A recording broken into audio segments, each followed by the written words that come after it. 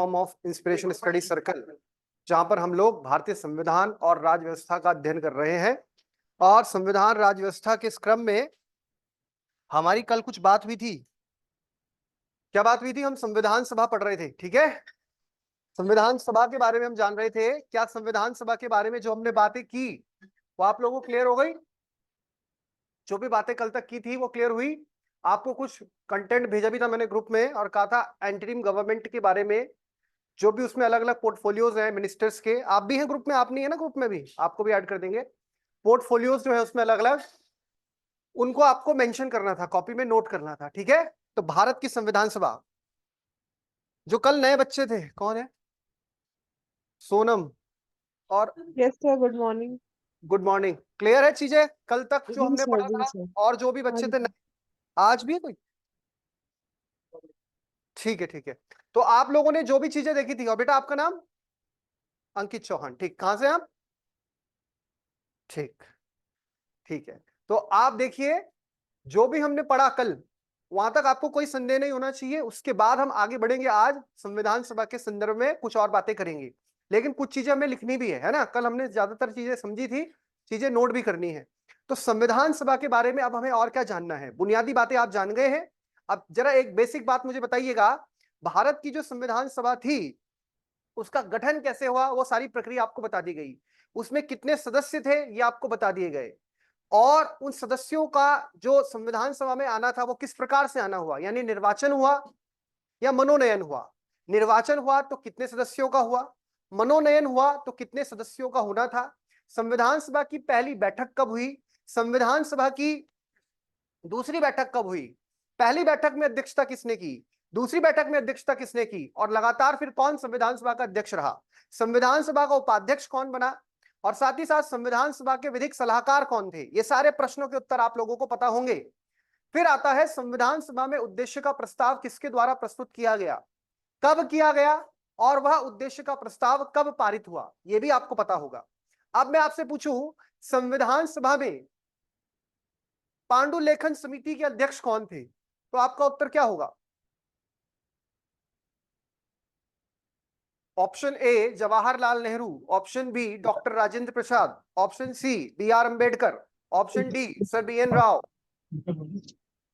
पांडुलेखन समिति किसको बोलते हैं? ड्राफ्टिंग कमेटी को ही बोलते हैं, जिसको प्रारूप समिति भी बोलते हैं।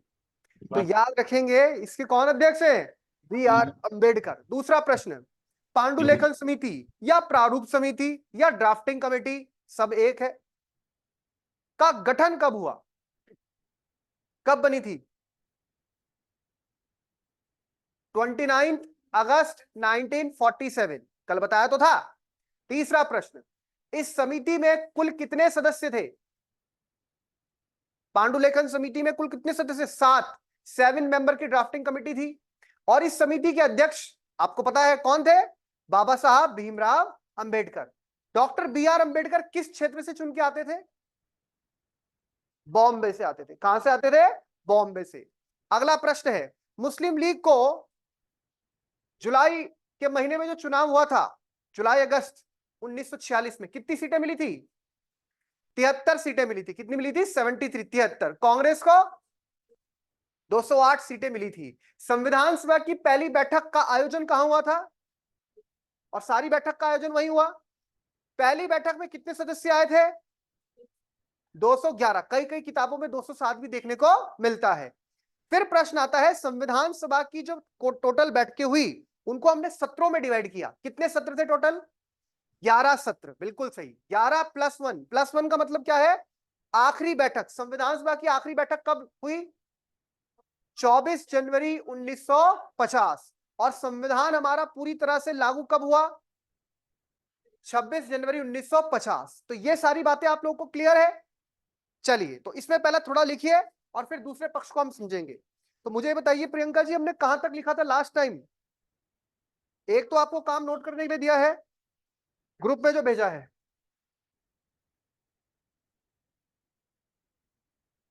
Cabinet mission. कैबिनेट मिशन की विशेषता है ना, ठीक है। अगला आ जाइए, स्टार पॉइंट डाल दीजिए एक। कैबिनेट दिखाओ, मुझे दिखाओ।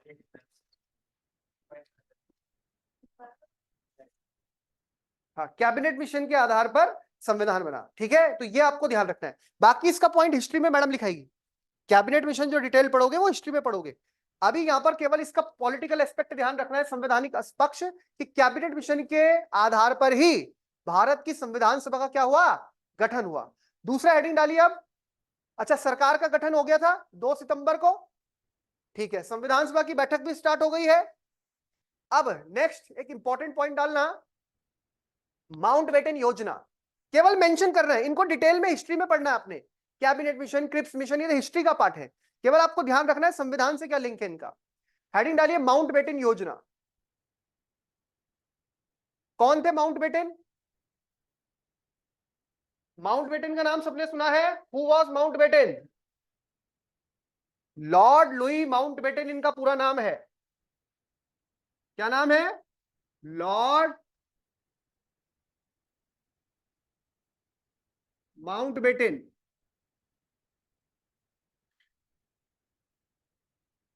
देखिए ध्यान रखिएगा, लॉर्ड लुई माउंटबेटन। अब हम साल आ गए हैं 1947 में, 1947, 1947 में है। आयुष, वहां से दूसरा वाला पेन लेके आना, ये इसका, ये 1947 का साल है। सरकार ब्रिटेन में कौन सी पार्टी की चल रही है? Labour party. सबके दिमाग में बैठी हुई है लेबर पार्टी। प्रधानमंत्री कौन है ब्रिटेन में? ये भारत देना, क्लेमेंट एटली। कौन है प्रधानमंत्री? क्लेमेंट एटली। आपको पता है वॉइस रॉय जो भारत में है इस टाइम पर, मार्च तक 1947 में जो वॉइस रॉय है कौन है? वेवेल। कौन है? Lord Wavell. अब मार्च का महीना है और मार्च में वेवेल को वापस बुलाया जाएगा और वेवेल की जगह आने वाले हैं माउंटबेटन। तो माउंटबेटन को आप जानते हैं भारत के अंतिम वॉइस रॉय के तौर पर जानते हैं। लेकिन माउंटबेटन भारत आए कब? हमारी आजादी से 3-4 महीने पहले, यानी आए मार्च में। कब आए? मार्च में। यानी इन्हीं के कार्यकाल में, इन्हीं के पीरियड के दौरान हमारे देश को आजादी भी मिलेगी और हमारे देश का बंटवारा भी होगा। तो यह बात आपको ध्यान रखनी है कि माउंटबेटन कोई बहुत पहले से नहीं थे भारत में।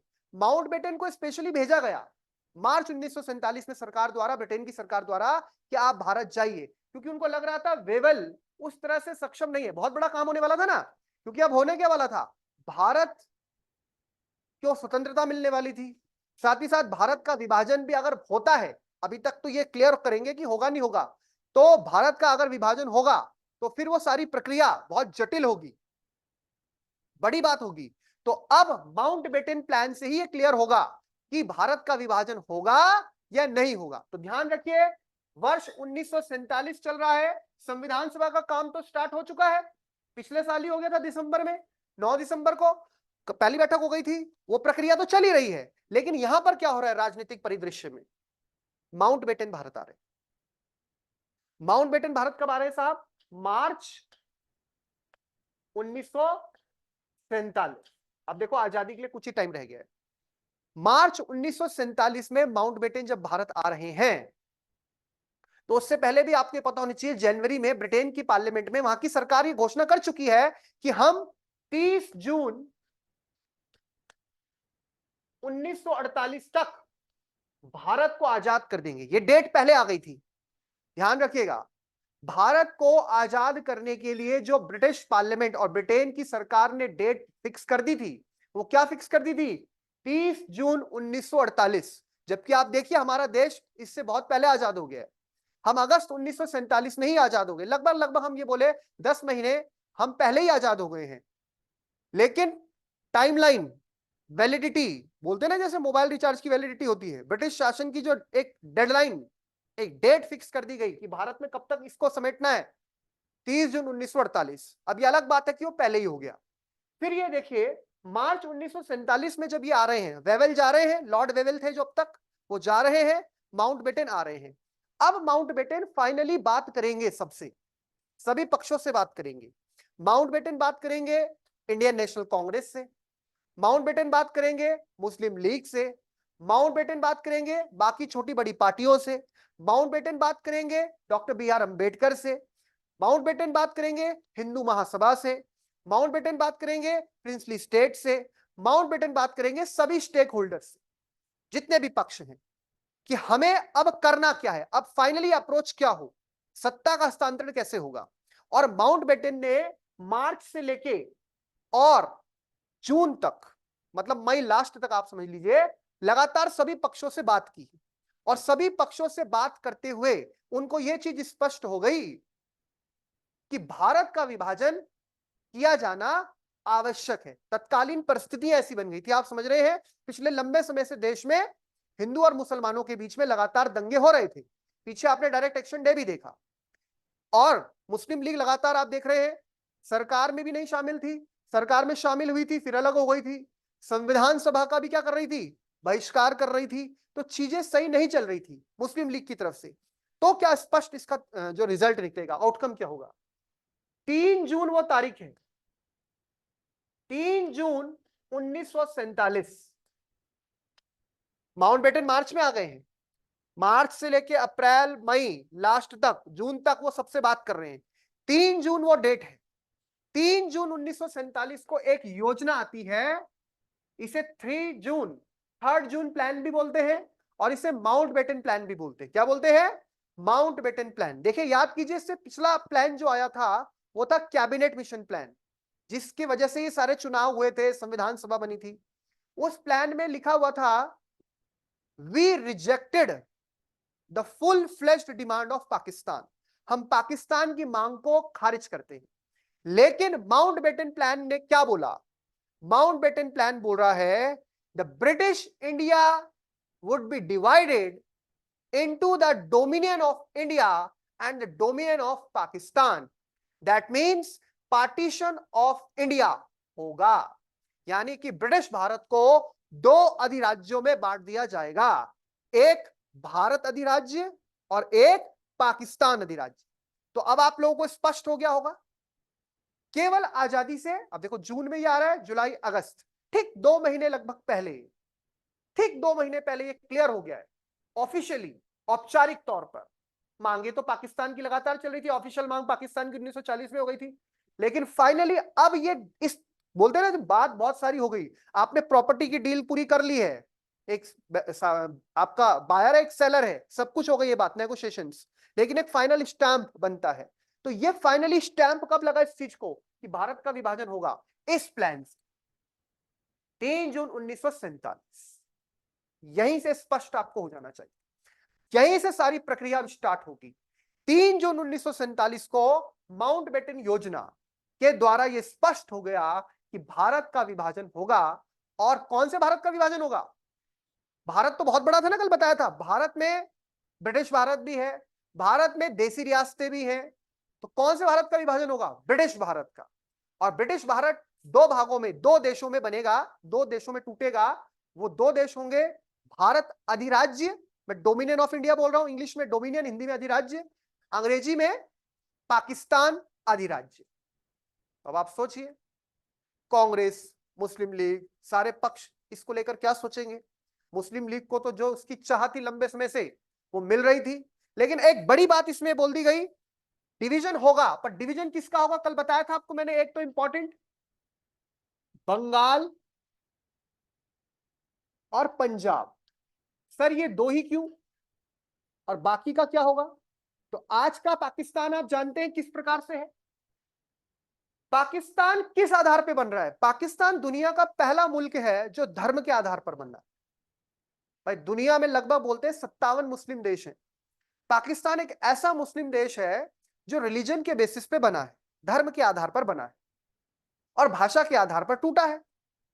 पाकिस्तान से टूट के बांग्लादेश अलग हुआ, तो बांग्लादेश में बांग्ला बोली जाती है, पाकिस्तान में पंजाबी भाषा का डोमिनेंस है। अब आपको एक चीज समझनी है, बंगाल और पंजाब 2 बड़े सूबे थे, और भारत के दोनों अलग अलग तरफ थे। पंजाब जहां उत्तर पश्चिम में आप देखते हैं, नॉर्दर्न पार्ट हो गया था, और ये वाला सूबा हमारा कहां था, पूर्वी हिस्से में था। यानी कि इन्होंने टूटना है। और बाकी कौन कौन से सूबे पाकिस्तान को मिलेंगे, सूबे मतलब प्रोविंस, प्रांत, जहां पर मुस्लिम बहुमत में है। कौन कौन से प्रांत थे जहां मुस्लिम बहुमत में थे, जैसे पंजाब हो गया, पंजाब पूरा पंजाब नहीं मिलेगा, पंजाब टूटेगा। दूसरा सिंध, सिंध पूरा का पूरा कहां है, पाकिस्तान में आज भी है सिंध, सिंध की राजधानी कराची है, पंजाब की राजधानी लाहौर है, ये हमारा ही पार्ट था, ये पाकिस्तान में गया, ये पश्चिमी पाकिस्तान में गया। पंजाब सिंध प्लस आप देखिए north west frontier province NWFP, उत्तर पश्चिमी सीमांत प्रांत। हिस्ट्री में मैडम पढ़ाएंगी, यहां से एक बहुत बड़े नेता हुए थे, सीमांत गांधी बोलते हैं, खान अब्दुल गफ्फार खान, नाम सुना होगा, खान अब्दुल गफ्फार खान। इन्हें फ्रंटियर गांधी, सीमांत गांधी भी कहते हैं।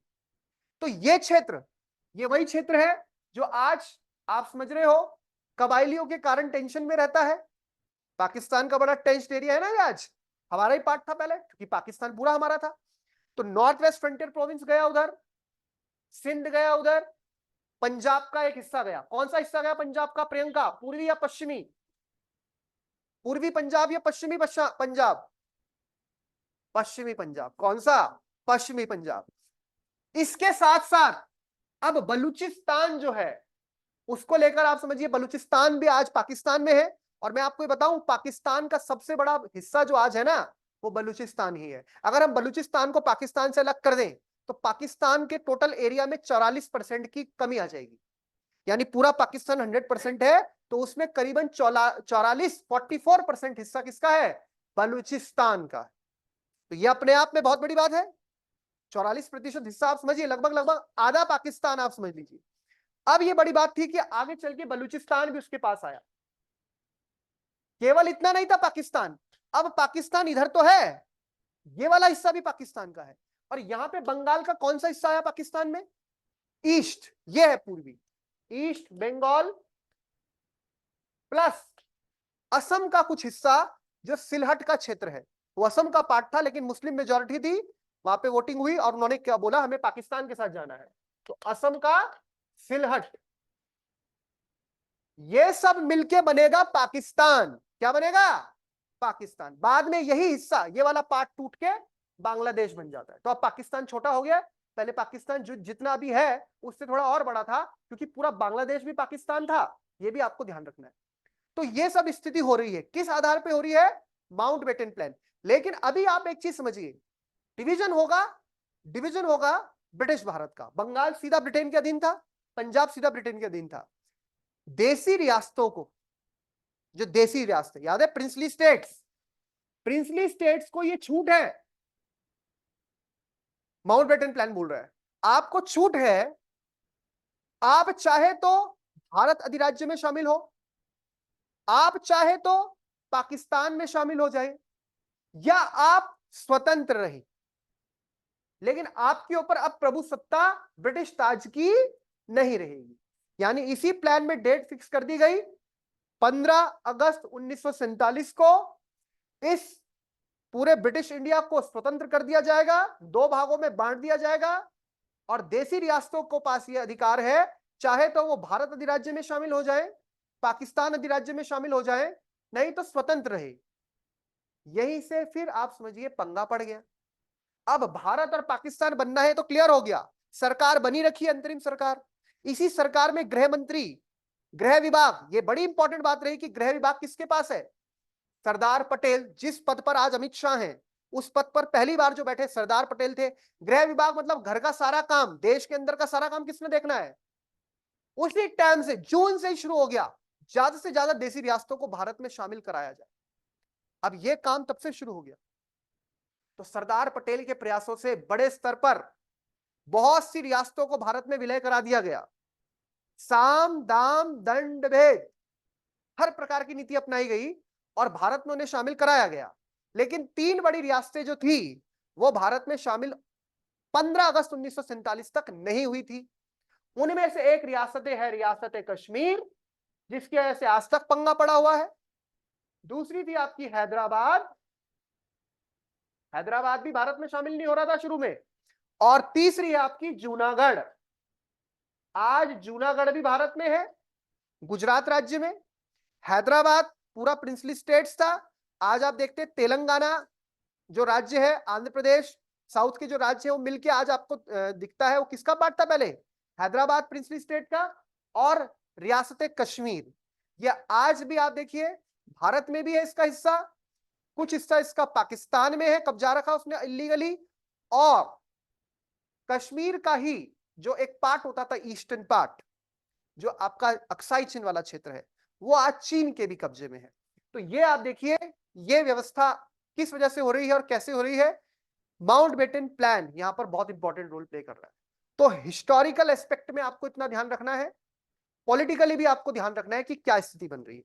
तो इन डिटेल आप माउंटबेटन प्लान को पढ़ेंगे हिस्ट्री में। मैंने आपको इसका क्रक्स दे दिया है कि पॉलिटिकली हमारे लिए क्या इंपॉर्टेंट है और कैसे भारत अधिराज्य का निर्माण होगा।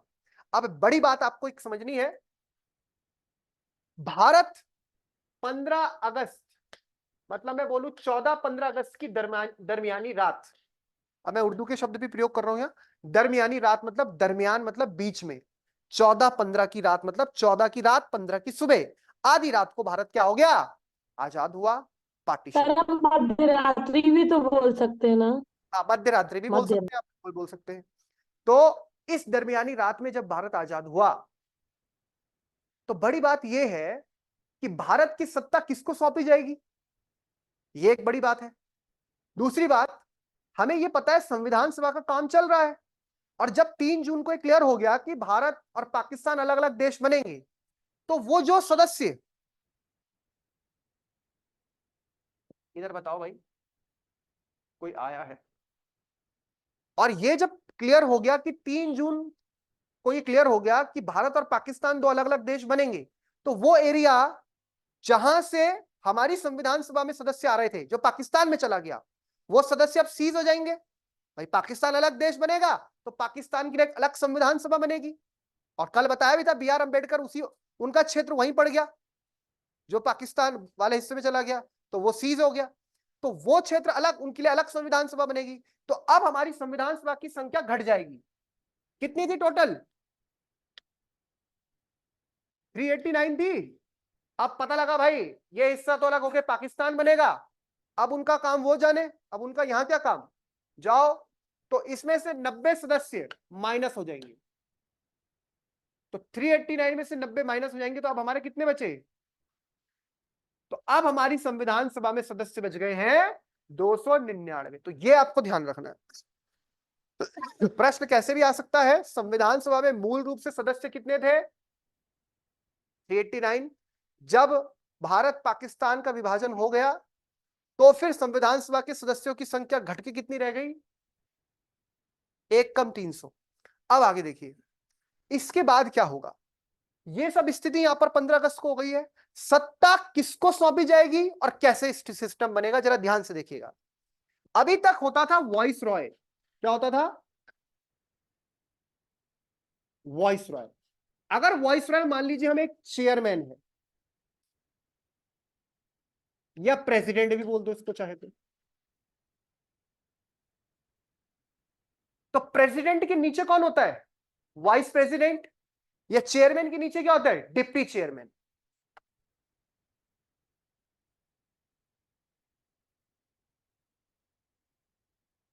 अब जरा पीछे चलिए, 2 सितंबर 1946 को सरकार बनी थी, उस वक्त वॉइसरॉय ऊपर था, कौन थे उस टाइम, लॉर्ड वेवेल, और वेवेल से एकदम नीचे, वेवेल तो उस टाइम क्या थे 1946 में, वॉइसरॉय, वॉइसरॉय वेवेल थे, और वेवेल से एकदम नीचे कौन थे, मतलब अगर वेवेल चेयरमैन है तो तुरंत नीचे कौन आ रहे थे, पंडित नेहरू, और फिर पटेल साहब, और फिर बहुत सारे लोग अलग अलग जो हमने कल आपको भेजा है। ये सब क्या बोलते थे उस टाइम हम इनको, वॉइस रॉय की काउंसिल। उसमें एकमात्र व्यक्ति अंग्रेज कौन है, वॉइस रॉय, और बाकी सारे लोग क्या है, इंडियंस है। उसे बोलते थे वॉइस रॉय का मंत्रिमंडल, वॉइस रॉय की परिषद, या वॉइस रॉय की काउंसिल। अब भारत आजाद हो रहा है, तो आजाद जैसी भारत हो रहा है, तो इसी एक्ट में लिखा है, इंडियन इंडिपेंडेंस एक्ट, और ये जब आप मिला के पढ़े तो आप देखेंगे वॉइस रॉय का पद हटेगा, क्योंकि ब्रिटिश ताज का शासन समाप्त हो रहा है, और दोनों देशों को, भारत और पाकिस्तान को, दिया जाएगा कौन, गवर्नर जनरल। यानी कि इनका जब तक पूरी राज व्यवस्था सेटअप होती है, संविधान बनता है, पूरी तरह से इनको पावर मिलती है और ये स्टैब्लिश होते हैं, तो voice Roy will be replaced by governor general. तो वाइसराय का पद हट गया। जैसे ही भारत आजाद हुआ तो वाइसराय नहीं रहे, वाइसराय का पद हट गया और वाइसराय का पद किससे रिप्लेस हो गया? Governor general. लेकिन अब दिक्कत यह आ गई कि दो देश अलग अलग हो गए। पहले वाइसराय तो पूरे भारत का था, तब पाकिस्तान नहीं था। अब गवर्नर जनरल दो बनाने पड़ेंगे, एक भारत के लिए गवर्नर जनरल और एक पाकिस्तान के लिए गवर्नर जनरल। तो भारत ने तो डिसाइड किया कि हमारे गवर्नर जनरल कौन रहेंगे? माउंटबेटन। माउंटबेटन तो चाह रहे थे कि मैं दोनों का रहूं और दोनों को संभालूं शुरू में। अब दोनों को थोड़ा सा संभालना पड़ेगा क्योंकि दोनों नए नए देश बन रहे हैं, उन्हें अभी शासन सत्ता सही तरीके से आ भी रही है नहीं आ रही देखना पड़ेगा। तो हमने तो माउंटबेटन को ही अपना क्या बना दिया? Governor general. तो इसीलिए आप देखते हैं स्वतंत्र भारत के पहले गवर्नर जनरल, देखो वाइसराय भी अंतिम यही है क्योंकि माउंटबेटन के टाइम पे ही हो रहा था। माउंटबेटन मार्च में आ गए थे, अप्रैल मई जून जुलाई अगस्त, अगस्त में सब हो रहा है। वाइसराय के पद से वो हट रहे हैं और 15 अगस्त से वो क्या बन गए हैं? Governor general. Governor general of independent India, स्वतंत्र भारत के पहले गवर्नर जनरल कौन बने? Lord Louis Mountbatten. लेकिन पाकिस्तान ने बोला नहीं भाई, हमें माउंटबेटन नहीं चाहिए, हमें कोई और अंग्रेज नहीं चाहिए, हम अलग मुल्क बन गए हैं, हम तो अंग्रेजों से भी आजाद हो गए और भारत से भी आजाद हो गए, उनकी तो डबल आजादी हो गई ना। तो वो कहते हैं हमारा गवर्नर जनरल होगा मोहम्मद अली जिन्ना। जिन्ना जिन्हें कायदे आजम भी बोलते हैं, founding father of Pakistan, Mohammad Ali Jinnah साहब। ठीक है, तो ये आपको ध्यान रखना, वो उनके गवर्नर जनरल बन गए। अब उनका काम अलग चलेगा, हमारा अलग चलेगा। दूसरी तरफ परिषद जो थी, उस परिषद में प्रधानमंत्री कौन बन गया? अब ये तो हम जिनको बोलते थे वाइसरॉय का चेयरमैन, ये नहीं, अब गवर्नर जनरल ने शपथ दिला दी पंडित जवाहरलाल नेहरू को एज अ प्रधानमंत्री। गवर्नर जनरल ने प्रधानमंत्री की शपथ किसे दिलाई? पंडित जवाहर। यानी 15 अगस्त 1947 से ही देश में प्रधानमंत्री का पद शुरू हो गया। और उस प्रधानमंत्री के पद पर कौन आ गया? भाई नेहरू उस भूमिका में तो 46 से आ गए थे लगभग, लेकिन उस वक्त उन्हें प्रधानमंत्री तो नहीं कहा जा रहा था, उस वक्त उन्हें बोला जा रहा था गवर्नर जनरल का, ये सॉरी चेयरमैन का, वाइसराय का डिप्टी, मतलब एकदम नीचे उनके। लेकिन अब उन्हें क्या बोला जाने लगा? प्रधानमंत्री, प्राइम मिनिस्टर। हो गया क्लियर? अब वो प्राइम मिनिस्टर बन गए। तो पंडित नेहरू को शपथ किसने दिलाई? अब प्रश्न ये है, संविधान तो बन रहा है, भारत का तो बन रहा है पिछले साल से, पाकिस्तान अब अलग देश बन गया है, उनके सदस्य भी अलग हो गए हैं, उनकी नई संविधान सभा बनेगी, नए सिरे से चुनाव होंगे। तब तक कि जब तक दोनों मुल्कों का संविधान बनता है, ये चलेगा कैसे देश? भारत कैसे चलेगा? भाई कुछ समय लगेगा ना संविधान बनने में, 2 साल 3 साल 4 साल, किसको पता उस टाइम कितना समय लगेगा। तब तक देश का प्रशासन भी तो चलाना है, वो कैसे चलाएंगे? तो ये स्पष्ट था कि जब तक दोनों मुल्कों का संविधान नहीं बन जाता अलग अलग, स्पष्ट, तब तक 1935 के भारत शासन अधिनियम से ही दोनों देशों का राज व्यवस्था, कानून चलता रहेगा। तो उस टाइम से सबसे इंपॉर्टेंट एक्ट है कौन सा है? 1935 का एक्ट। और भारत भी इसी से चल रहा है और पाकिस्तान भी इसी से चल रहा है। इनफैक्ट आरबीआई दोनों देशों के लिए कॉमन काम कर रहा था। भारतीय रिजर्व बैंक जो आप जानते हैं, उसने पाकिस्तान के लिए भी नोट छापने का काम किया, वो जबकि अलग देश हो रहा है। तो अभी धीरे धीरे ही तो होगा बंटवारा, एकदम से कैसे चीजें हम क्लियर कर देंगे? तो 1935 में ये चीजें आपको स्पष्ट हो गई। 1935 के एक्ट से देश चल रहा है। अब प्रश्न ये आता है, उस वक्त जो हमारी संविधान सभा थी, वो भी अब 2 भूमिकाओं में आ गई। अब ये बहुत इंपॉर्टेंट पॉइंट,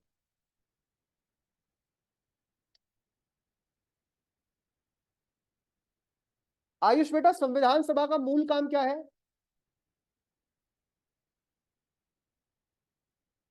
संविधान निर्माण। लेकिन अब आप एक बहुत बड़ी बात जानिए, भारत की संविधान सभा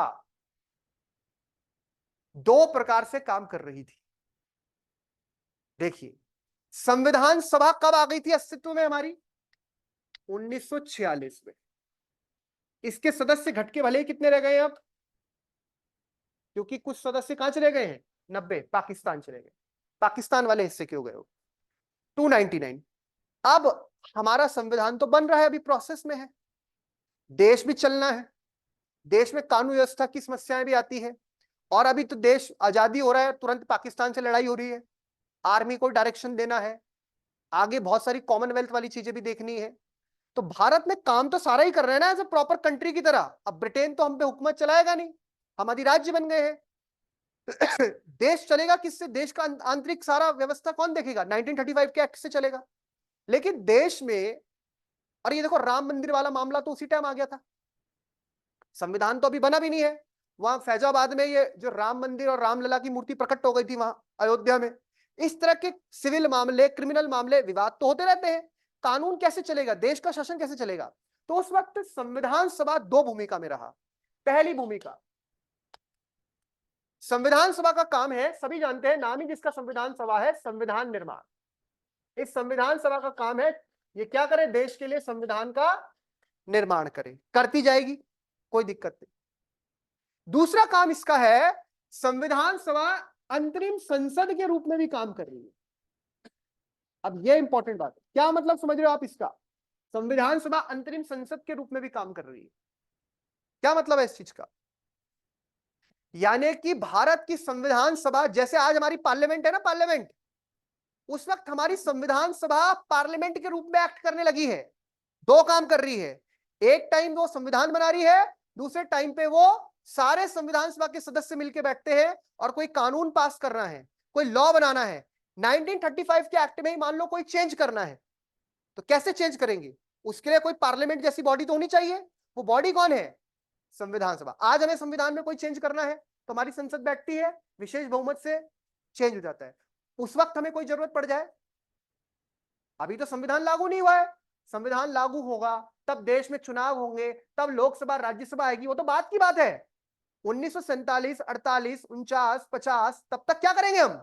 तो उस समय पर ये सारा काम कौन देख रही थी? संविधान सभा। तो याद रखिएगा, और इंटरव्यू में भी ध्यान रखिए, पूछा जा सकता है। संविधान सभा की दो भूमिका थी। संविधान सभा देश में संविधान निर्माण का काम तो कर ही रही थी, वो भारत की अंतरिम संसद के रूप में भी काम कर रही थी। इसे ऐसा समझ सकते हो कि संविधान सभा एक दिन में दो बार बैठती थी, दो शिफ्टों में बैठती थी। एक सुबह की शिफ्ट हो गई, मान लो 11 बजे बैठे, 11 बजे से 2 बजे तक सारे लोग, हम वही लोग हैं संविधान सभा के, हम मिले, हमने क्या काम किया? संविधान निर्माण, संविधान के ड्राफ्ट, संविधान के ऊपर चर्चा हो रही है। फिर शाम 2 बजे तक बैठे, फिर 2 से 4 बजे तक लंच और रेस्ट हुआ, फिर 4 बजे बैठ गए, और 4 से 7 हमारी दूसरी शिफ्ट है। अब 4 से 7 में हम क्या कर रहे हैं? संविधान निर्माण का काम नहीं कर रहे हैं। तब हम देश में कोई कानून आवश्यक आन पड़ा है, देश में कोई विवाद हो गया है, कैसे सारी समस्याओं को समझना है, कोई राष्ट्रीय अंतरराष्ट्रीय स्तर पर विवाद आ गया है, क्या उसका हल निकाले, भारत की क्या पहल होगी, वो सब काम कौन कर रही है? भारत की अंतरिम संसद। तो संविधान सभा की दो भूमिकाएं हो गई। अब दोनों भूमिकाओं में इसके अध्यक्ष बदलेंगे। एक है संविधान सभा,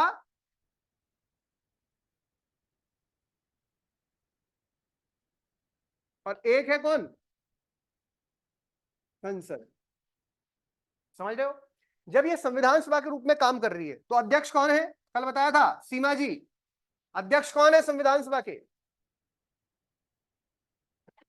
सोनम, संविधान सभा के अध्यक्ष कौन है? B are Ambedkar. B.R. Ambedkar अध्यक्ष कहां से आ गए संविधान सभा के? वो तो प्रारूप समिति के थे। जल्दी बताओ, ऑनलाइन स्टूडेंट। सर कल मेरी क्लास में डिस्टर्ब हो गई थी, हम थोड़ा सा नहीं कर पाए थे लास्ट। पंडित जवाहरलाल नेहरू। डॉक्टर राजेंद्र प्रसाद, कल ही तो डॉक्टर लिखा। राजेंद्र प्रसाद सर, तो अभी क्यों नहीं बोला आप लोगों ने? डॉक्टर स्थायी राजेंद्र अध्यक्ष।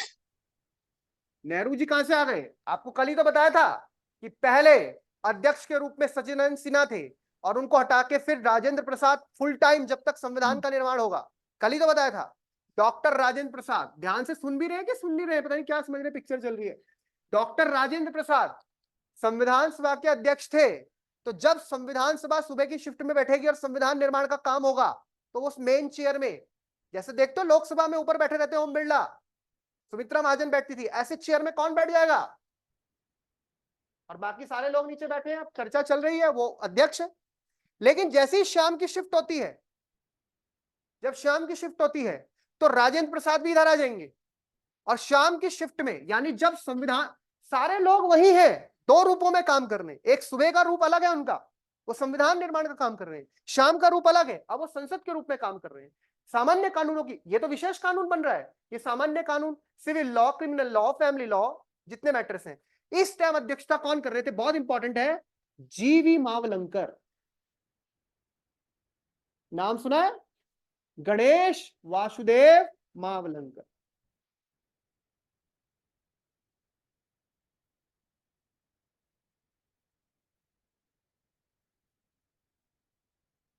यानी कि हमारी संविधान सभा दो रूपों में काम कर रही थी। एक तो हो गया संविधान निर्माण का, और हो गया एक हो गया संसदीय कार्य। तो संसद के रूप में काम कर रही है, तब ऊपर चेयर में बैठ जाते हैं जीवी मावलंकर। और जब संविधान निर्माण का काम हो रहा है तो आपकी जानकारी के लिए बता दूं, स्टार पॉइंट बना के नोट कर लेना, ये गणेश वासुदेव मावलंकर आगे चल के हमारी लोकसभा के पहले अध्यक्ष बने।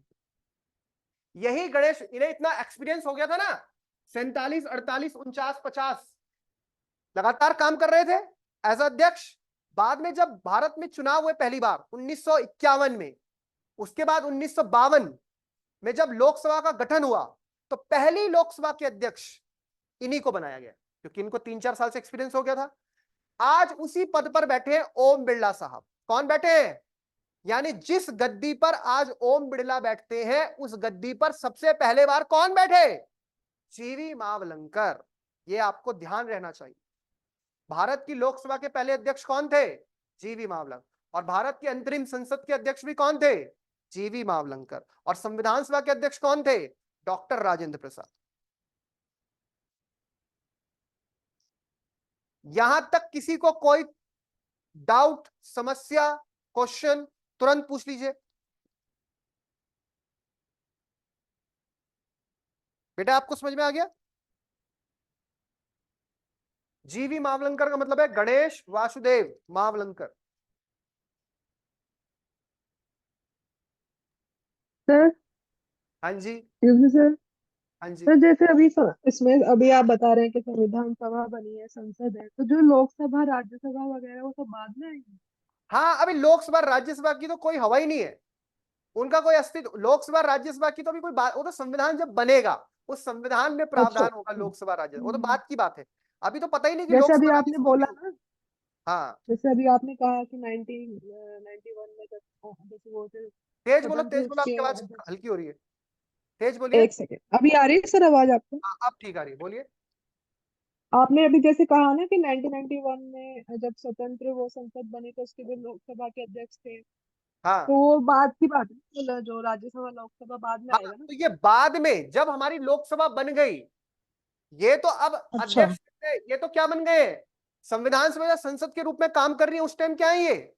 चेयरमैन, स्पीकर जैसे। चेयरमैन है। लेकिन जब बाद में जी जी। हमारी रियल लोकसभा आ गई, संविधान लागू हो गया, हाँ जी। देश में चुनाव हो राइट। गए, भाई लोकसभा कब आएगी? जब अभी हमारी लोकसभा के चुनाव होने हैं ना, नई लोकसभा कब आएगी? जब लोग वोट करेंगे। अभी वोटिंग ही नहीं हो रही है, अभी तो सब कुछ 1946 वाले सिस्टम से चल रहा है, जो आपका कॉन्स्टिट्यूंट असेंबली के लिए इलेक्शन हुआ था। अगला इलेक्शन कब होना है? 1951-52 में। 50 में संविधान ओके। लागू हुआ, 51-52 में इलेक्शन होंगे। जब इलेक्शन होंगे, चुन के आएंगे, तभी तो लोकसभा बनेगी। तो वो तो बाद राइट का सर। काम है सारा। तब ये दोबारा अध्यक्ष बन जाएंगे, जो पहली लोकसभा है उसके अध्यक्ष बनेंगे। इन्हीं को क्यों बनाया गया? क्योंकि इन्हें पिछले 3-4 साल में तजुर्बा नहीं हो गया। एक्सपीरियंस। 47, 48, 49, 50 इन्हें तजुर्बा हो गया, इन्होंने इतना कुछ संभाल लिया इतने समय तक, तो आगे चल के इनको पहला अध्यक्ष भी बना दिया। ये है बात। ठीक है ठीक है सर। बेटे, आपको भी समझ में आ गया? किरण है जी आपका सर। नाम? ठीक है। वो दोस्त कहाँ गया तुम्हारा? गाँव गया? शादी भी है? उसकी होली अभी से शुरू हो गई? अच्छा, मैं सोचा होली जल्दी मनाने लग गए हो। यहां तक बात समझ में आ गई सबको? क्लियर हो गया यहां तक? चलिए आगे बढ़ते हैं। अब एक चीज आप पूछिए जरा, आप पूछते ही नहीं। मैंने बोला पंडित जवाहरलाल नेहरू हमारे प्रधानमंत्री बन गए, ठीक है, कब बने? पीएम कौन है?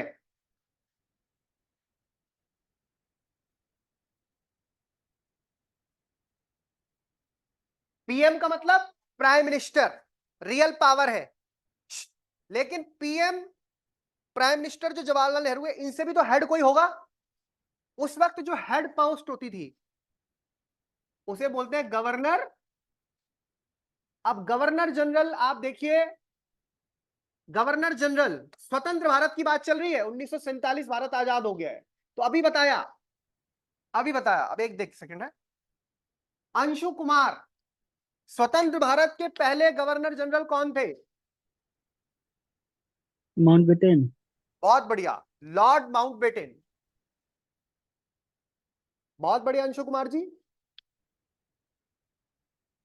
ये कब बने सर? 1947 में 15 अगस्त, और 1948 21 जून तक ये रहेंगे, केवल एक ही साल 1948 तक रहेंगे। इनके तुरंत बाद प्रधानमंत्री तो नेहरू जी तो प्रधानमंत्री तब तक ही रहेंगे जब तक है जान उनके शरीर में, जाने जहान वो प्रधानमंत्री रहेंगे।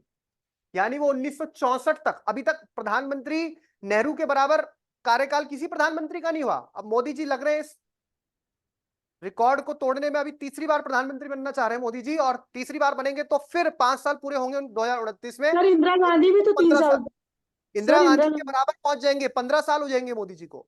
और फिर अगर वो एक बार और, अब वो तो 2047 तक मान के चल रहे हैं, उनका एक स्टेटमेंट देखा आपने?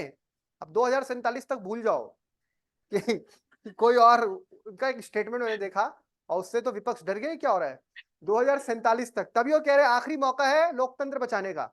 यानी प्रधानमंत्री मोदी ना भी नहीं तो सर, भाजपा के ही लोग, उनका बोलने का तरीका तो ये था, पर वो मीडिया वाले अपने मजे लेते हैं, तो उन्होंने कहा कि मोदी जी जो है 2100 इंडिया टुडे एनक्लेव में थे शायद वो।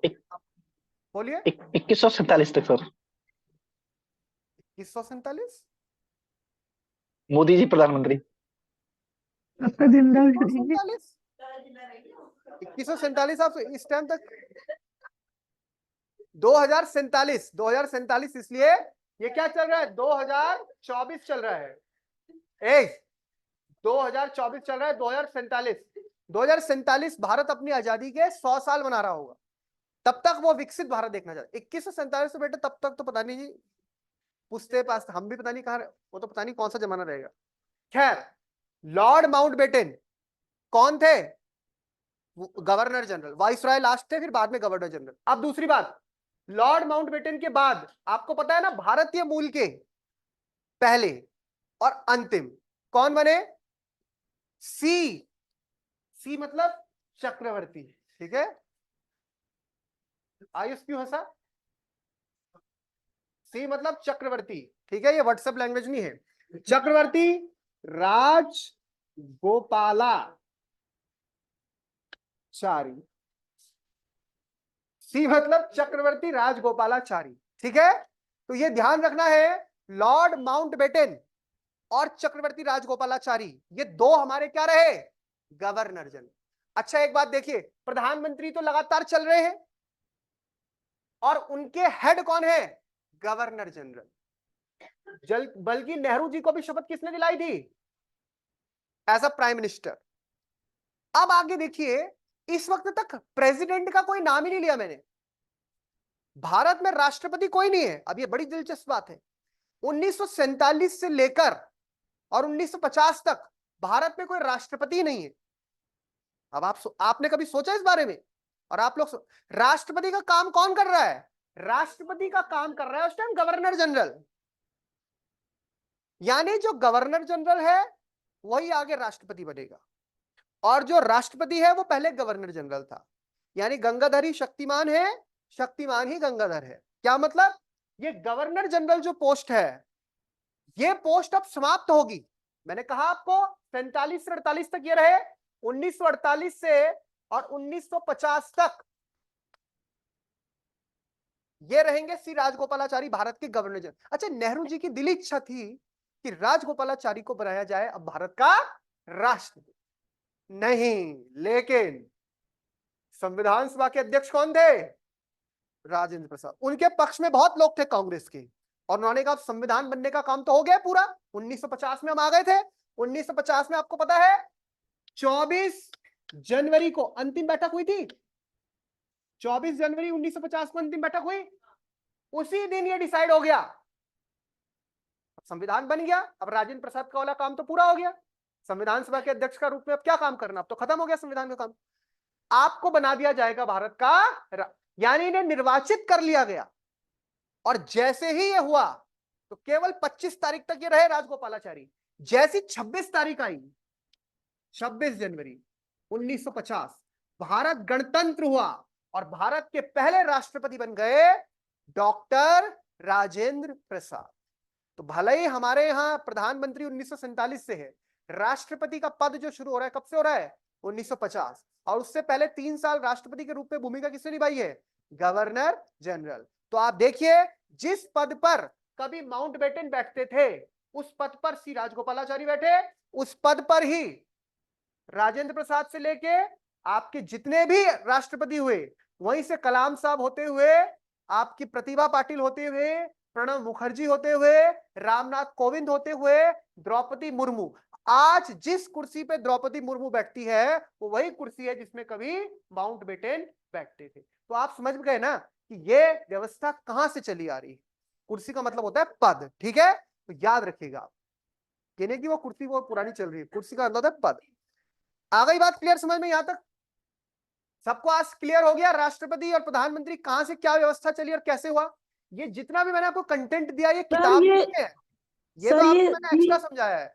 ये अपने आप नोट, एक सेकंड, अपने आप आपको अलग से, जहां पे आपको मैं बोलता जा रहा हूं, अब आप रिपीटेड लेक्चर सुनेंगे, नोट मेकिंग में आपको खुद ही मेंशन करना है, ये खुद ही ध्यान रखना है अपने दिमाग में। ऐसी चीजें आपको उसमें नहीं मिलेगा कि बुक में लिखा हो। हाँ बोलिए बेटा, क्या बोल रहे हैं आप? बोलिए। सर ये पूछ रहे हैं कि सी राजगोपालाचारी जी कितने दिन मतलब राष्ट्रपति का कार्यभार देखा है कि मतलब अस्थायी ये राष्ट्रपति के दूसरा तौर पे? ही पाप है कि सी राजगोपालाचारी कितने दिन राष्ट्रपति, वो राष्ट्रपति रहे नहीं। सी जी राजगोपालाचारी 1948 गवर्नर 21 जून से लेकर 1950 जब इनको चुन लिया गया राष्ट्रपति, तब तक वो भारत के गवर्नर जनरल, राष्ट्रपति जी नहीं, sir, okay governor okay general sir. के रूप में रहे। जी जी ठीक है, चलिए, इतनी बात क्लियर हो गई। अब अपने हाथों को बहुत विराम दे दिया आपने, अब आपकी धड़ाधड़ स्पीड होनी चाहिए, क्योंकि अब लगातार आपने लिखना है। और लिखना ऐसे है कि बिल्कुल आपको चलना है फास्ट स्पीड से। हाँ, वंदे भारत की स्पीड से चलिए आप।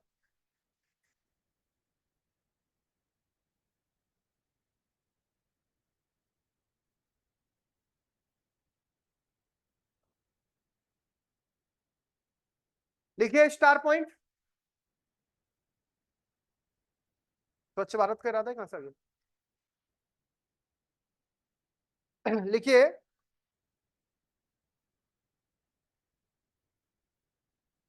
3 जून 1947 को, 3 जून 1947 को अंतिम वॉइस रॉय, 3 जून 1947 को अंतिम वॉइस रॉय लॉर्ड माउंटबेटन द्वारा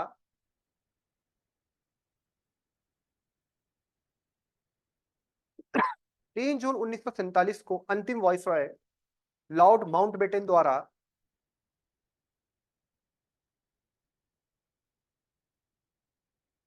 एक योजना प्रस्तुत की गई।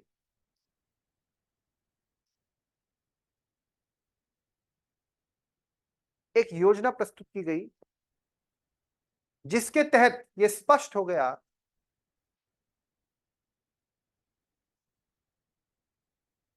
एक योजना प्रस्तुत की गई जिसके तहत यह स्पष्ट हो गया कि ब्रिटिश भारत का, जिसके तहत यह स्पष्ट हो गया कि ब्रिटिश भारत का विभाजन होगा।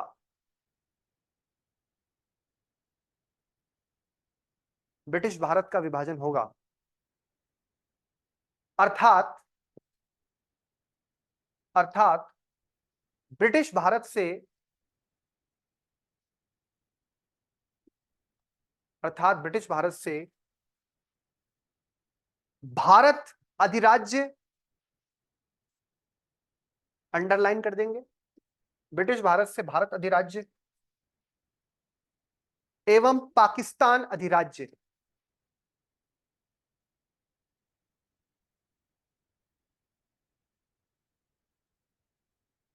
भारत अधिराज्य एवं पाकिस्तान अधिराज्य नामक दो स्वतंत्र देशों का नामक दो स्वतंत्र देशों का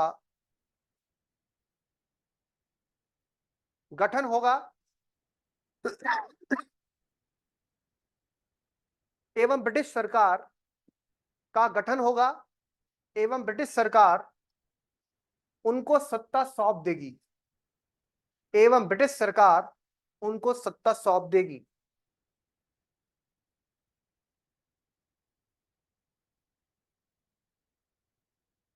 पंद्रह अगस्त 1947 को ब्रिटिश सरकार उनको सत्ता सौंप देगी। 15 अगस्त 1947 को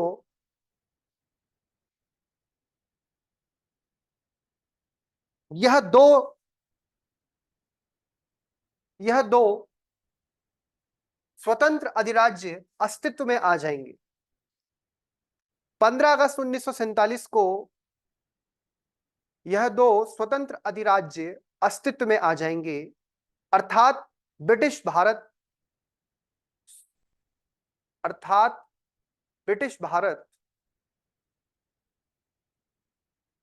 को स्वतंत्रता मिल जाएगी, यानी भारत आजाद हो जाएगा। और आजाद भी होगा तो विभाजन भी हो रहा है, स्वतंत्रता मिल जाएगी। British India will be freed, independent. Next heading डालिए, भारत स्वतंत्रता अधिनियम 1947, इंडियन इंडिपेंडेंस एक्ट 1947। ये आखिरी कानून है भारत का, भारत स्वतंत्रता अधिनियम 1947। लिखिए, इस अधिनियम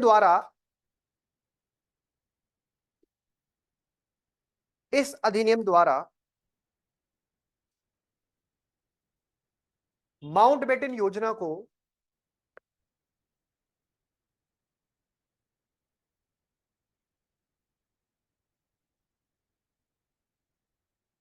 वैधानिक रूप दिया गया। इस योजना द्वारा माउंटबेटन प्लान जो था उसको वैधानिक रूप, मतलब लीगल रूप दे दिया गया, वैधानिक रूप दिया गया। इसकी प्रमुख बातें इस प्रकार हैं।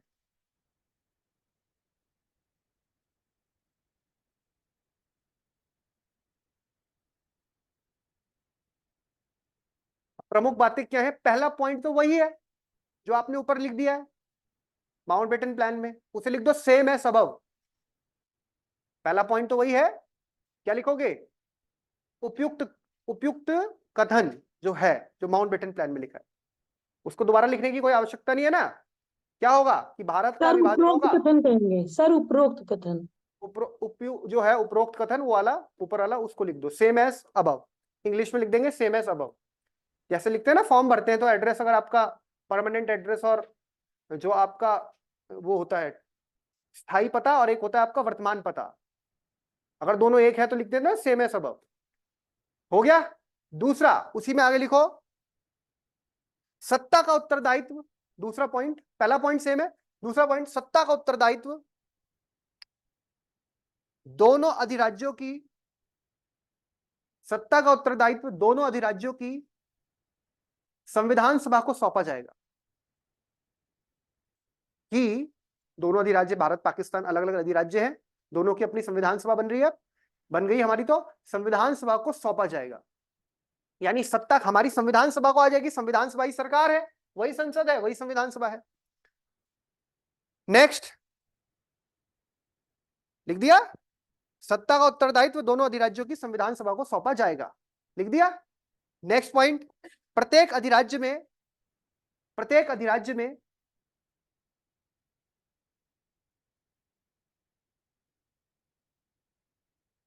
एक गवर्नर जनरल होगा।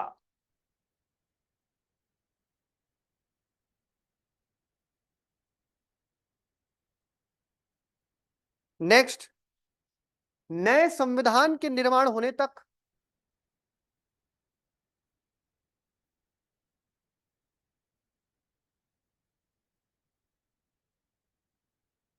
नए संविधान का निर्माण होने तक दोनों राज्यों का प्रशासन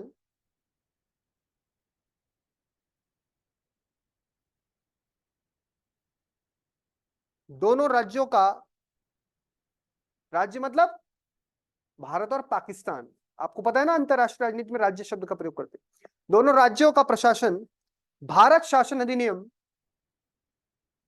बता दिए ना सारा पॉइंट। दोनों राज्यों का प्रशासन भारत शासन अधिनियम कॉमा 1935 के अनुसार चलाया जाएगा। भाई जब तक तुम्हारा संविधान नहीं बनता तुम अपना क्या करो, उसी कानून से देश चलाओ जो 1935 का भारत शासन अधिनियम है।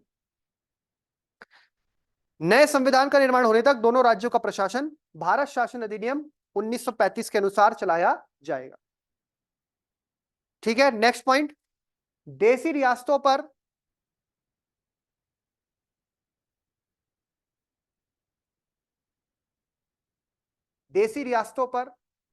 ब्रिटिश संप्रभुता का अंत कर दिया गया। देसी रियासतों पर ब्रिटिश संप्रभुता का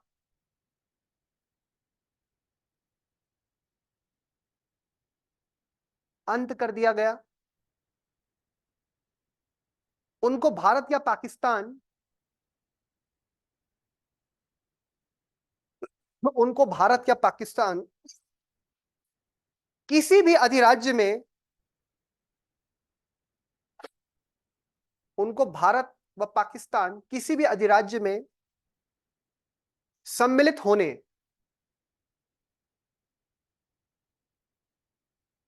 और अपने भावी संबंधों को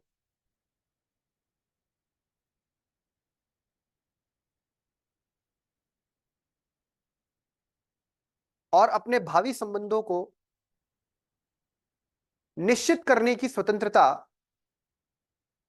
प्रदान की गई, और अपने भावी संबंधों को निश्चित करने की स्वतंत्रता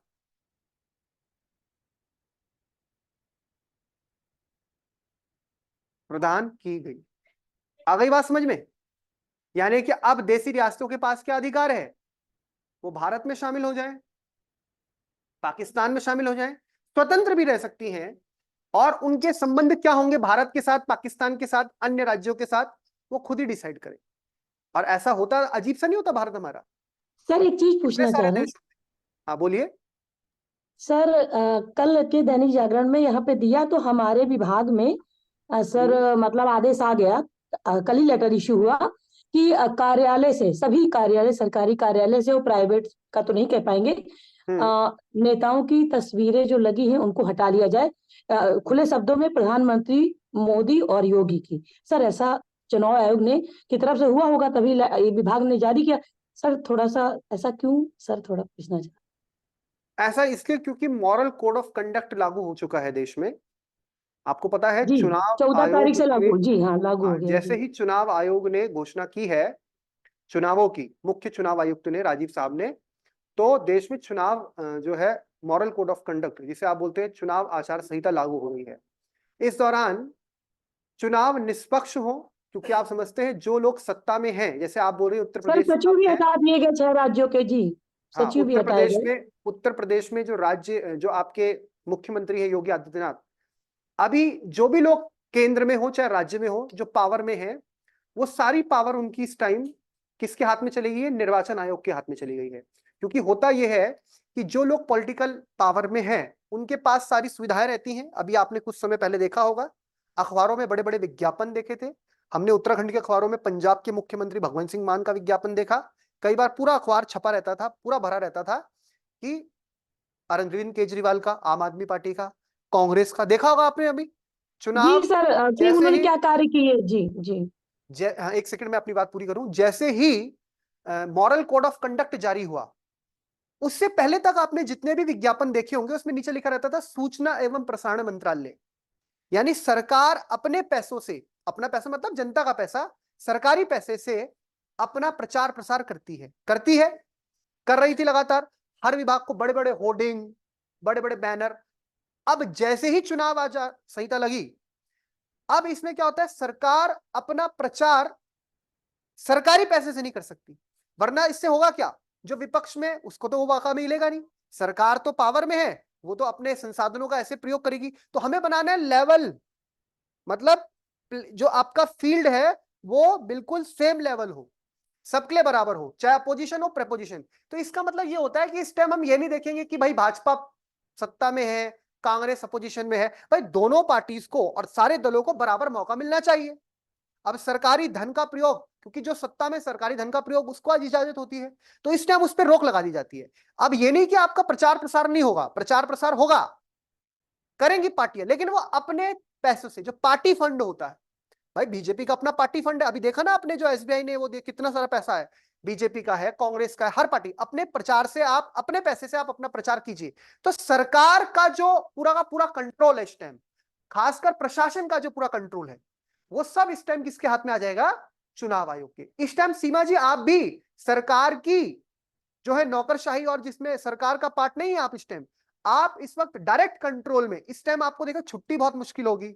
नहीं सर, मैंने मेडिकल लिया अभी ट्रांसफर 3 दिन का पोस्टिंग सर। है। जी, मैंने मेडिकल ले रखा 3 दिन का।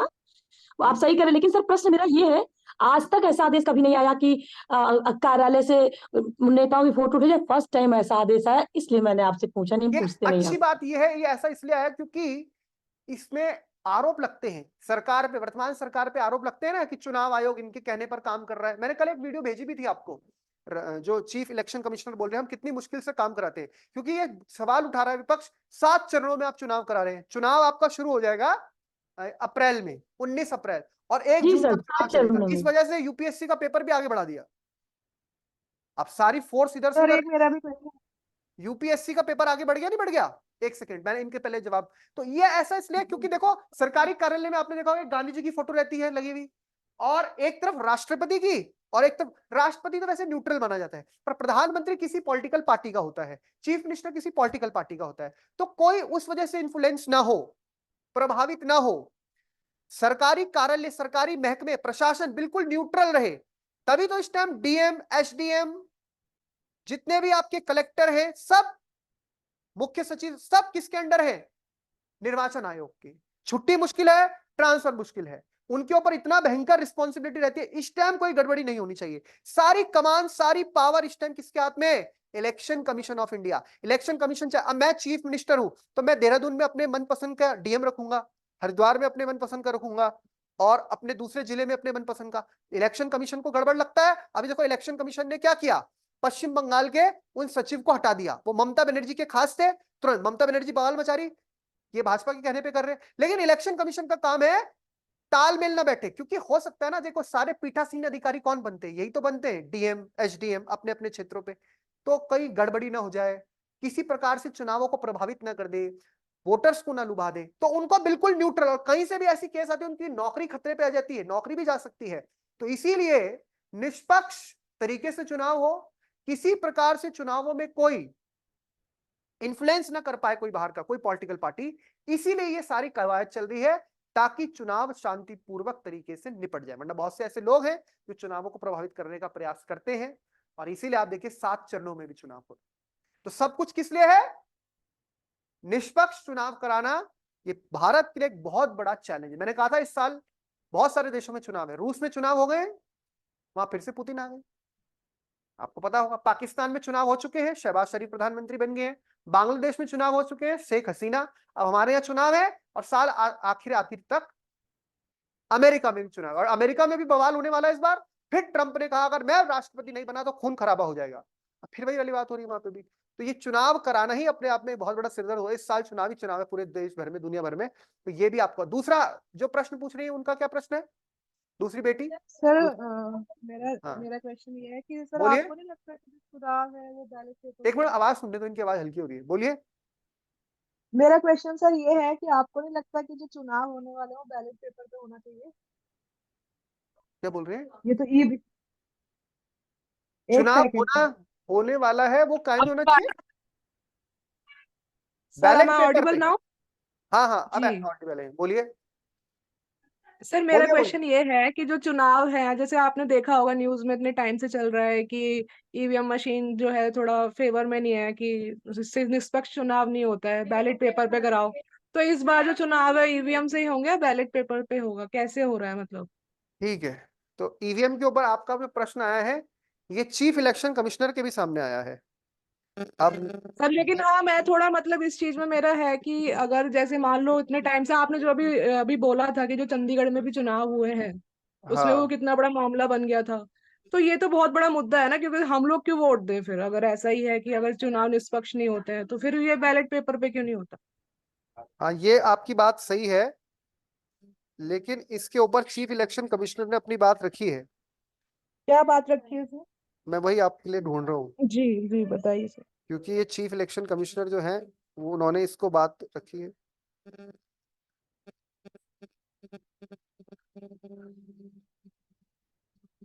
ये आप समझिए कि जो चुनाव होते हैं, ये ये जो चुनाव होते हैं हमारे देश में, जो चुनाव हो रहे हैं, ये हमारे लोकतंत्र का सबसे बड़ा पर्व है। अब विपक्ष में कुछ पार्टियां ऐसा बोलती हैं कि भाई ईवीएम में टेम्परिंग की गई है। टेम्परिंग मतलब छेड़खानी की गई है। कुछ भी बटन दबाओ कमल का ही फूल खिलता है, कुछ भी बटन दबाओ कमल का ही फूल खिलता है, ऐसा कहीं। इलेक्शन कमीशन ने सीधा बोला कि हम चैलेंज करते हैं। अब ये क्योंकि जिम्मेदारी, देखो ये किसी पार्टी की बात नहीं है, ये सीधा सीधा आप किसकी साख पे क्वेश्चन खा रहे हैं?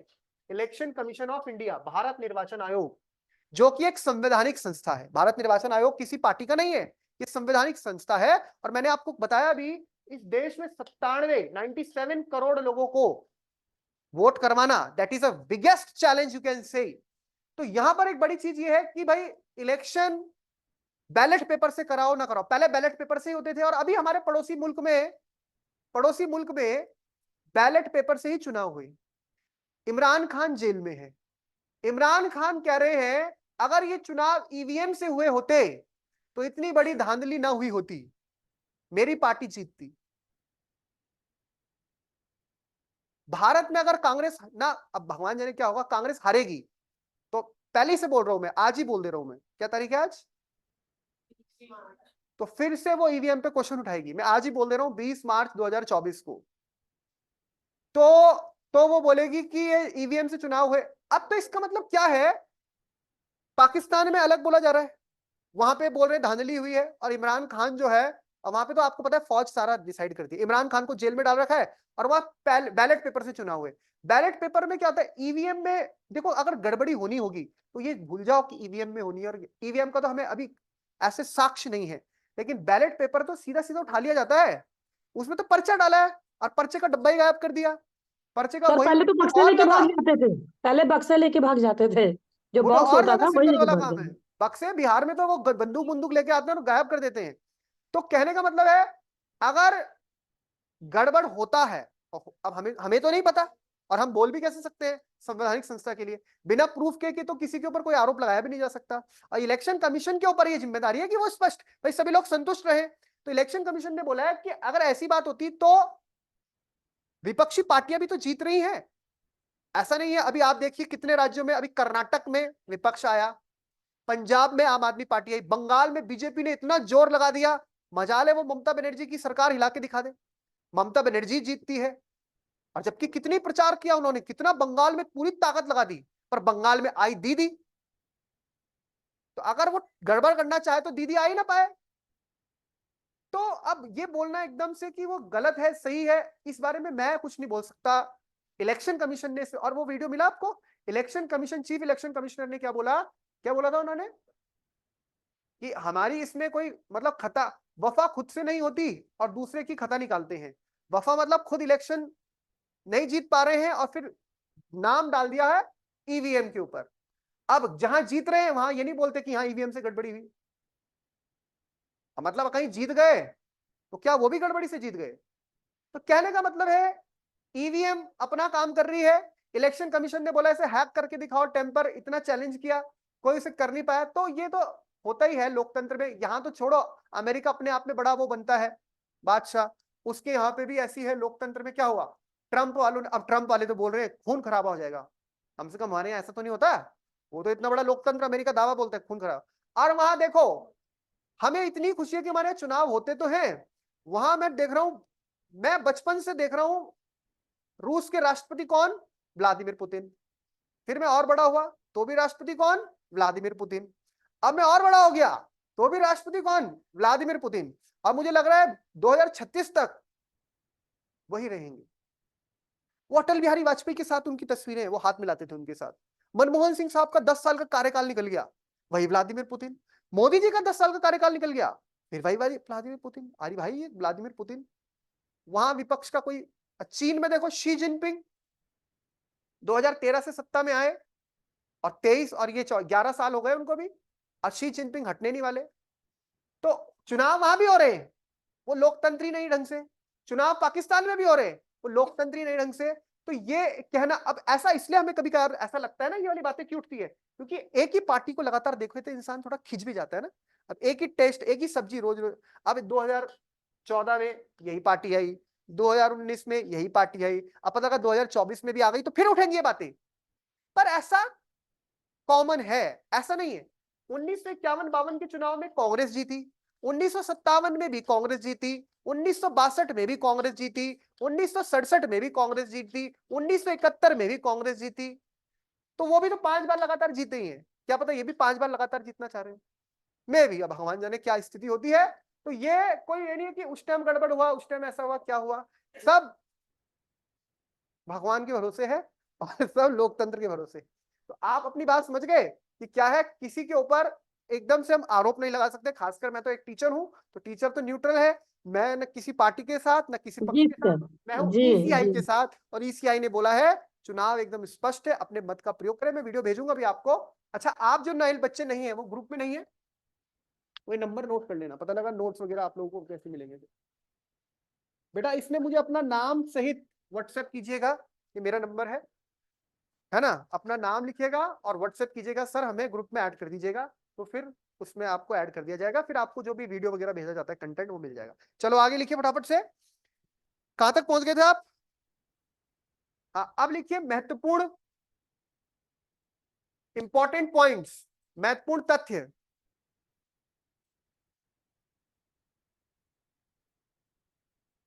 महत्वपूर्ण तथ्य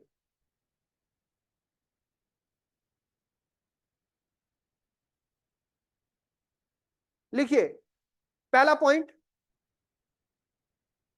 भारत का संविधान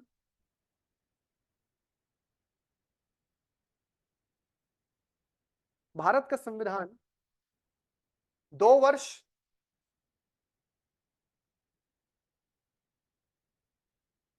11 माह 18 दिन भारत का संविधान 2 वर्ष 11 माह 18 दिन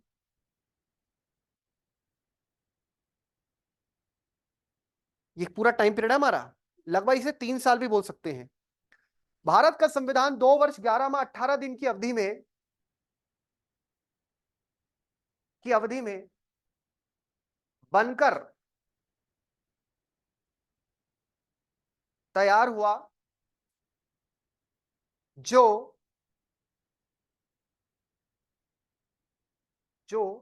26 नवंबर 1949 सॉरी, जो 26 नवंबर 1949 को पूर्ण हुआ एवं आंशिक रूप से लागू भी हो गया। 16 अनुच्छेद लागू हो गए थे। 26 नवंबर 1949 को पूर्ण हुआ एवं आंशिक रूप से लागू भी हुआ। आंशिक रूप से लिखना, आगे लिखिए इसी पॉइंट में, 26 नवंबर को भारत में विधि दिवस और वर्तमान में संविधान दिवस के रूप में मनाया जाता है। विधि दिवस, विधि, लॉ डे। भारत में विधि दिवस, पहले विधि दिवस मनाते थे, प्रधानमंत्री नरेंद्र मोदी आए और बाबा साहब अंबेडकर की जयंती से इन्होंने उसे कर दिया संविधान दिवस। अब 26 नवंबर को क्या बोलते हैं हम 26 नवंबर को पहले विधि दिवस और अब भारत में किस रूप में मनाते हैं, संविधान दिवस के रूप में मनाया जाता है। तो याद रखना हमारा कॉन्स्टिट्यूशन डे आता है 26 नवंबर। क्यों, क्योंकि सर 26 नवंबर 1949 को हमारा संविधान तैयार होके बन गया था और कुछ रूप से, आंशिक रूप से 16 अनुच्छेद इसके लागू हो गए थे। नेक्स्ट, अगला पॉइंट लिखना, 26 जनवरी 1950 को भारत का संविधान पूर्ण रूप से लागू हो गया? 26 जनवरी 1950 को भारत का संविधान पूर्ण रूप से लागू हो गया।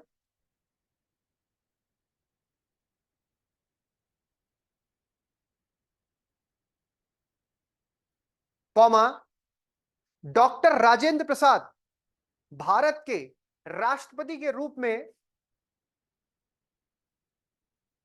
डॉक्टर राजेंद्र प्रसाद, इसी दिन ना, डॉक्टर राजेंद्र प्रसाद भारत के राष्ट्रपति के रूप में अपना पद ग्रहण करते हैं।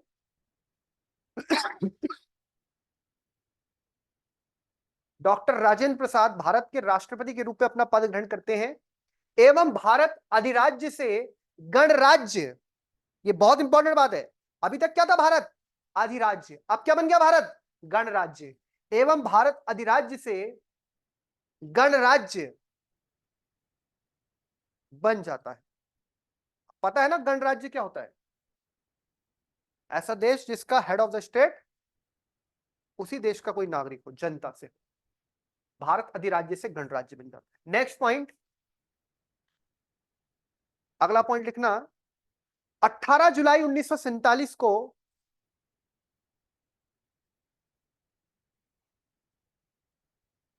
सैंतालीस को 1947 को ब्रिटिश संसद द्वारा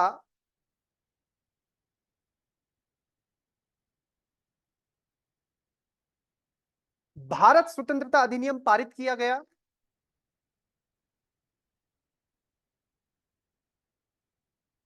भारत स्वतंत्रता अधिनियम, इंडियन इंडिपेंडेंस एक्ट पारित किया गया, जो 15 अगस्त 1947 को प्रभावी हुआ। 18 जुलाई को वहां से पारित हुआ, 15 अगस्त 1947 को प्रभावी हुआ। लागू हुआ या प्रभावी हुआ एक ही बात होती बेटा, प्रभावी हुआ। इसी के तहत भारत स्वतंत्र हुआ एवं भारत का विभाजन हुआ।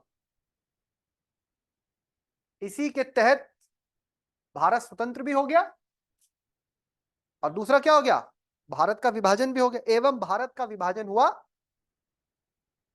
भारत का विभाजन होकर कौन सा देश बना? पाकिस्तान बना।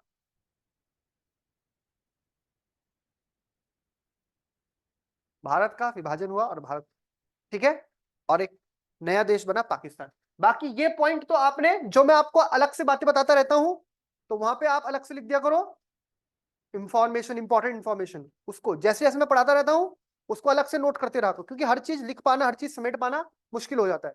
तो साइड साइड ये, अब ये पॉइंट मैं पॉइंट वाइज भी लिखा सकता हूं, पर मेरे को मैं समझता हूं लिखाने की जरूरत नहीं है कि भारत के गवर्नर जनरल स्वतंत्र भारत के कौन बने, ये पॉइंट में लिखा हुआ है मेरे पास जो नोट्स हैं, लेकिन आपको तो पहले मैंने समझा दिया है तो आपने खुद ही नोट कर लिया होगा अपने स्तर पर, नहीं किया है तो कर लेना, ये सारा पॉइंट देख लेना। अगर आप समझते समझते नहीं लिखते हो तो दोबारा वीडियो को देखा करो और उस टाइम पर नोट करा करो। कुछ चीज आपको लगती है कि ये चीज मुझे पता होनी चाहिए और मैंने नोट नहीं कर रखी है या मैं भूल जाऊंगा या भूल जाऊंगी, तो उसको तुरंत अपने नोट पे तुरंत स्टार मार्क के करके नोट कर लेना है, क्योंकि क्वेश्चन कहीं से भी आ सकता है। तो ये चीज भी आपको ध्यान होनी चाहिए। अभी हम कौन सी सर लोकसभा चुनाव में जाएंगे? हाँ जी बोलिए। सर जैसे न्यू स्टूडेंट है तो हमें इसके नोट्स कहाँ से मिलेंगे? जैसे आप जो लिखवा रहे हैं नोट्स मिलते हैं?